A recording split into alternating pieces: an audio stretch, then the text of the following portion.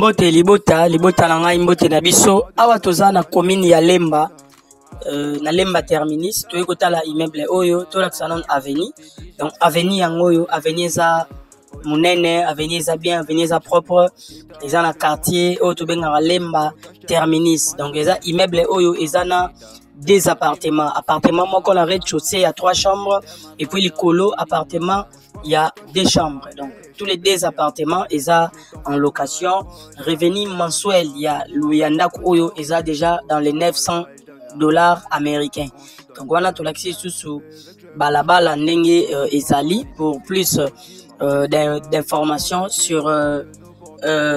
immeuble oyo sur ndako oyo en étage otolobezana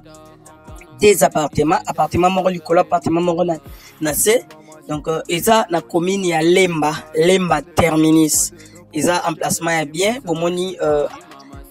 avenue za munene donc loko etikali kaka en attendant to sala vidéo normale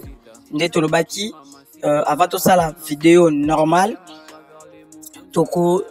tozolakisa nanu en mode photo quand même épais sa idée donc le pan oyo revenu mensuel na yango eza $900 américains mais soki pe to bouger ngo moke to ko mape na ba 1000 donc prix na yango eza $130,000 à discuter na lobi bien prix na yango eza $130,000 à discuter donc pour la onyos baroza intéressé le pango eza na commune ya Lemba eza na 2 appartements $130,000 à discuter.